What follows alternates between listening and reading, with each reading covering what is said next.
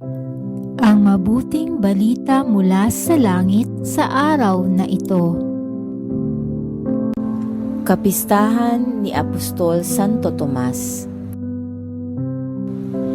Aleluya, aleluya! Mapalad at maligaya ang sumasampalataya sa di nakita ng mata. Aleluya, aleluya!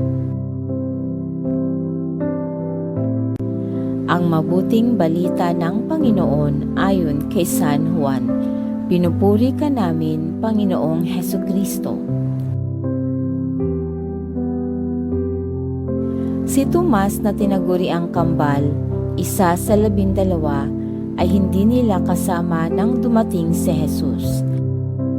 Kaya't sinabi sa kanya ng ibang alagad, "Nakita namin ang Panginoon."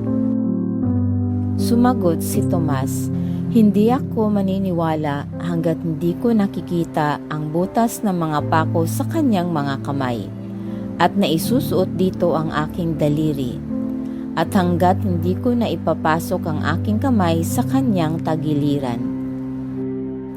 Makalipas ang 8 araw, muling nagkatipon sa loob ng bahay ang mga alagad, kasama nila si Tomas. Nakapinit ang mga pinto, ngunit pumasok si Jesus at tumayo sa gitna nila. Sinabi niya, "Sumainyo ang kapayapaan." Saka sinabi kay Tomas, "Tingnan mo ang aking mga kamay at ilapit dito ang iyong daliri. Ipasok mo ang iyong kamay sa aking tagiliran. Huwag ka nang mag-alinlangan, maniwala ka na." Sumagot si Tomas, "Panginoon ko at Diyos ko."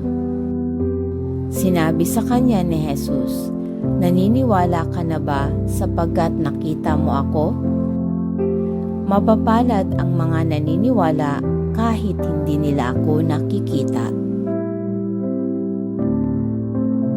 Ito ang mabuting balita ng ating kaligtasan. Papuri sa Diyos.